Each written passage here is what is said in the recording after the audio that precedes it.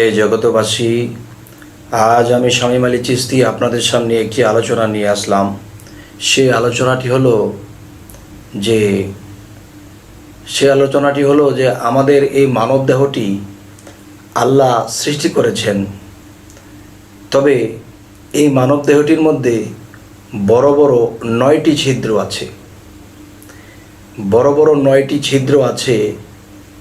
তো এই যে 9টি ছিদ্র, এই 9টি ছিদ্রর মধ্যে একটি ছিদ্র যদি বন্ধ হয়, আমরা এই পৃথিবীতে আর বাঁচব না।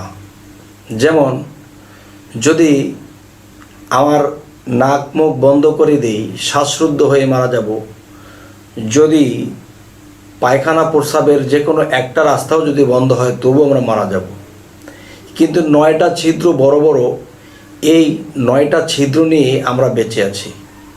কিন্তু আল্লাহর সৃষ্টিতে আল্লাহ এত সুন্দর করে 9টা দরজা ফিটিং করে দিয়েছেন যে এই 9টা দরজা ছাড়া আমরা বাঁচব না। তবে আমরা যদি চাই যে আরও কয়েকটা ছিদ্র আমরা করে দেব, আর একটা ছিদ্র যদি আমরা করি, তাহলে আমরা এই পৃথিবীতে বেঁচে থাকাই অসম্ভব। তাহলে আল্লাহর উপরে কখনো আমরা মাতাব্বরি করতে পারবো না। যেমন যে আল্লাহ 9টা ছিদ্র দিয়েছেন এবং এই 9টা ছিদ্র দিয়ে কাজ চলছে।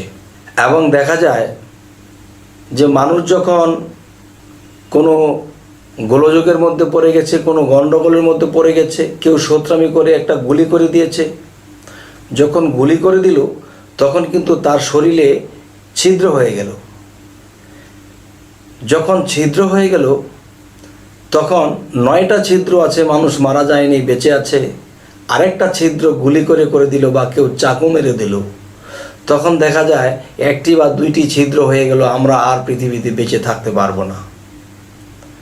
হ্যাঁ, আজকের এই আলোচনাটি করার যে উদ্দেশ্য সেটি হলো যে এই 9টি দরজা কোনো এক সময় বন্ধ করতে হবে। আর সেটি যদি বন্ধ না করা হয়, তাহলে কিন্তু কেউ আল্লাহকে দেখতে পারবে না। তা যেমন একটি কথা আছে যে এই 9 দরজা বন্ধ করে আধার করে দেও রোশনী, মন যদি কারো হইতো সুজন, থাকতো আপন ঘরে, জ্ঞানের বাতি জ্বলে উঠতো ঘোর অন্ধকারে। হে জগতবাসী, তো আজ আমি যে কথাটি আপনাদেরকে বলতেছি এবং বোঝানোর চেষ্টা করতেছি সেটি হলো যে এই 9টা দরজা যখন আমরা খুলে আছে, আমরা চলতেছি, খাইতেছি, হাসতেছি, কাজ করতেছি, বিভিন্ন কিছু করতেছি, আমাদের কোনো সমস্যা হচ্ছে না। তবে এই দরজাগুলো আমাদের একটা সময় বন্ধ করতে হবে। যেরকম যে মানুষ চলে ফিরে, খায়, সমস্ত কিছু করে যায়, কিন্তু দেখা যায় বিভিন্ন ইবাদতও করতেছে, কিন্তু আল্লাহর দেখা নাহি পায়। তবে কখনো কখনো প্রেমের জোরে, ভক্তির জোরে আল্লাহ বান্দাকে সাক্ষাৎ ঘটিয়ে দেয়। কখনো কখনো আল্লাহ কারোর জন্যে কঠোর হয়ে যায়, তখন আল্লাহ তাকে দেখা দেয়, অনেক কষ্ট দিয়ে তাকে শুদ্ধ করে একজন সিদ্ধ মানুষ বানিয়ে তখন আল্লাহ দেখা দেয়। দেখা যায় কেউ সিদ্ধ হয়েছে প্রেমের জোরে, ভক্তির জোরে, কেউ সত্যের জোরে, কেউ আল্লাহর ইমানের জোরে, আবার কেউ এসব করেছে যতটুকুই হয় না, তার 6 রিপু তার কথায় চলে না। তখন কি করতে হবে? দেহের মধ্যে 9টি দরজা, এই 9টি দরজা বন্ধ করে আধার করে দেহ রোশনী, মন যদি কারো হইতো সুজন, থাকতো আপন ঘরে, এবার জ্ঞানের বাতি জ্বলে উঠত ঘোর অন্ধকারে। হে জগতবাসী, যে 3টি সাধন, এর মধ্যে রেচক একটি সাধন, পূরক একটি সাধন এবং কুম্ভক একটি সাধন। রেচক, পূরক, কুম্ভকতে লুপ্ত করো কাম্বিকার। যারা এই রেচক, পূরক, কুম্ভক এই 3টি প্রকারের সাধনা করবে, তখন তারা প্রেমের দিকে মন রাখতে হবে, কামের দিকে মন দেওয়া যাবে না। কাম থাকিতে খুলবে না প্রেমের ঘরের তালা। যদি কেউ ঠিক রাখতে পারে তবে আল্লাহ তার গলায় পরাবে মালা। এর আগ পর্যন্ত আল্লাহ দিতে থাকবে সেই বান্দাকে জ্বালা। তো আরেকটি বিষয় হলো, মানুষ যখন সাধনা করে তখন এই সাধনা শব্দের অর্থ কি? সাধন বিষয়টা কি? যে অসাধ্যকে বাধ্য করার নামই সাধনা। একটি মানুষ মাটির দেহ নিয়ে মাটির উপর দিয়ে পাড়াইয়া চলতে পারে, কিন্তু মানুষ যদি সাধনা করে, মানুষ যখন সাধনা করে তখন কি হয়, যে একটি মানুষ বায়ুর উপরে ভ্রমণ করতে পারে, বায়ুতে চড়তে পারে, সেটিও একটি সাধনা। আর একজন মানুষ বায়ুর উপরে দাঁড়িয়ে থাকা অসাধ্য ব্যাপার, আর এই অসাধ্যকে যে সাধন করেছে, অসাধ্যকে যে বাধ্য করেছে, সেই অসাধ্যকে সাধ্য করার নামই হলো সাধনা। তবে হ্যাঁ, যে বিষয়টি বলতে চাই, যে বায়ুতে ভ্রমণ, সে নিজের দেহকে নিয়ে যদি দাঁড়িয়ে থাকতে নাও পারে সমস্যা নেই, কিন্তু তার আত্মাটা বায়ুর সাথে ভ্রমণ করবে, এবং সে যখন নিদ্রা যাবে, যখন ধ্যানের করে যাবে, তখন তার আত্মাটা বিভিন্ন জায়গায় চলে যাবে, গিয়ে ঘুরে আবার আসবে। সেটি হলো কেমন, যে প্রেমের মানুষ বলে তারে এই পিঞ্জর হতে ছেড়ে গিয়া ঘুরে আবার আসতে পারে, এই দমের কোঠায় চাবি দিয়া হাস্তিকে নেস্তি করিয়া ফানা পিল্লার হালে গিয়া শ্রীকলা নগরে, এবার পরম বন্ধুর হবে দেখা বর্জক শহরে।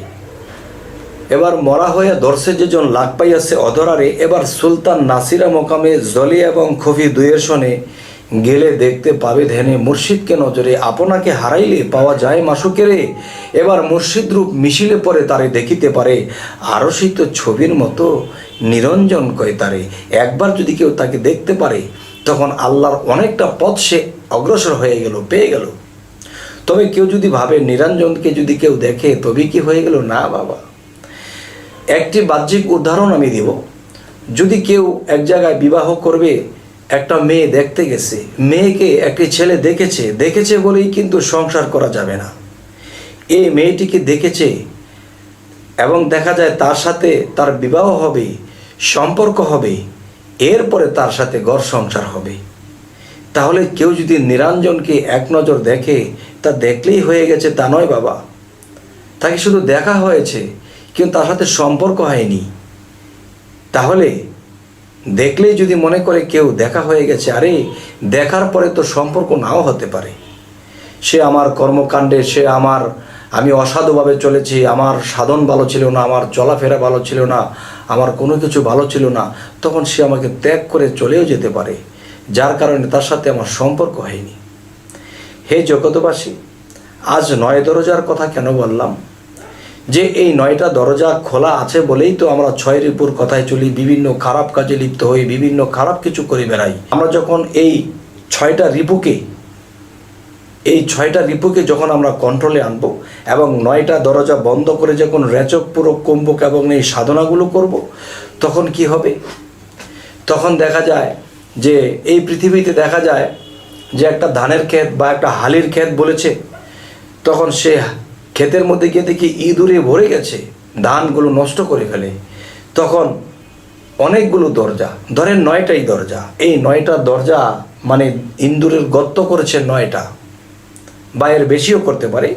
9টা দিয়ে বোঝানো হলো দেহের মধ্যে বড় বড় ছিদ্র 9টা। এখান থেকে দেখা যায় যে ইঁদুরগুলো রাতের বেলায় ওঠে এই ধানগুলো খেয়ে নষ্ট করে ফেলে। তখন কি করতে হয়, যে 9টা দরজার মধ্যে যখন মাটি দিয়ে বন্ধ করা হয় এবং একটি দরজা খোলা রেখে এখানে পানি ডালতে থাকে, তখন যদি এটার ভিতরে ইঁদুর থাকে, তাহলে অবশ্যই সে দম ফালাতে পারছে না, তখন সে বের হবে, তখন গৃহস্থ তাকে ধরে ফেলবে। এরকম এই মানব দেহের ভিতরে 9টি ছিদ্র, এই 9টি ছিদ্রকে যখন মানুষ বন্ধ করে সাধনা করতে থাকে, তখন 6টা রিপু দৌড়াদৌড়ি শুরু করে দেয়। তখন দৌড়াদৌড়ি করতে করতে এই 6 শয়তানের লিডার হলো কাম, একটা রিপু। সেই কামকে কে চালায়? এই বায়ুর সাথে সেই কাম শয়তান এখানে বিরাজ করতে থাকে। তাই ফুসফুসে শয়তানের থলি। এখানে দেখা যায় যখন বাতাস বন্ধ করে দেওয়া হয়, তখন সেই শয়তান আর কোনো দিকে যেতে পারে না, তখন শয়তান আত্মসমর্পণ করে। হযরত মুহাম্মদ সাল্লাল্লাহু আলাইহি সাল্লামকে বলা হয়েছিল, হুজুর আমরা মানুষ, আমাদের মধ্যে শয়তান আছে, হুজুর আপনিও তো মানুষ, আপনার মধ্যে কি শয়তান নেই? হ্যাঁ আছে, আমার শয়তান আত্মসমর্পণ করেছে, মুসলমান হয়ে গেছে। তোমরাও সাধনা করো, যেই সাধনাগুলো করলে তোমাদের মধ্যেও 6টা রিপুর মধ্যে যে শয়তান ঘুরছে, সেই শয়তান তোমাদের মধ্যে একদিন আত্মসমর্পণ করবে, তোমরাও মুসলমান হয়ে যাবে। হে জগতবাসী, কোন কোন সাধনাগুলো করলে মানুষের ভিতরে 6টা রিপুর সাথে যে শয়তান ঘুরতেছে, সেই শয়তান আমার সাথে যখন সে আহত হবে, তখন সে আত্মসমর্পণ করবে, সেই শয়তান যখন মুসলমান হয়ে যাবে, তখন কি হবে? আল্লাহ কোরআনে বলেছে যে নিজেকে পবিত্র করলো সেই সফল কাম। আর সফল কাম কি? যে আল্লাহ বলেছে যে নিজেকে পবিত্র করলো সে সফল কাম। কেন? তার মধ্যে আল্লাহ বিরাজ হন, তার কালবে আল্লাহ বসত করেন, তার কালবে আল্লাহ বসে, তখন তার মুখে কথা বলে এবং যা বলে দেয় তাই হয়ে যায়। হে জগতবাসী, সেই সাধনগুলো অবশ্যই মুর্শিদ ধরবেন এবং মুর্শিদ সেই সাধনাগুলো কি করে করাইতে হবে তিনি দেখাইয়া দিবেন। কেননা নিজের ইচ্ছা করে কেউ দম সাধনা করতে যাবেন না, কারণ দম আটকিয়া মারাও যেতে পারেন। কারণ এখানে গুরু যে কৌশল দেবে, মুর্শিদ যে কৌশল দেবে, এবং সে আপনার দিকে যখন আল্লাহর কুদরত থেকে দৃষ্টিপাত করবে, তখন আপনি সেই সাধনা করে আল্লাহর সাক্ষাৎ লাভ করবেন। আর আল্লাহ দূরে নেই, সে আর লালন একসাথে রয় তবু লক্ষ যোজন ফাঁকে, কিন্তু সে সাথেই আছে, কিন্তু আমরা দেখি না। এই 9 দরজা বন্ধ করে যখন সে সাধনা করতে থাকবে, তখন একদিন আল্লাহ এসে সেই বান্দাকে সাক্ষাৎ দেবে। আস্তে আস্তে সে বান্দা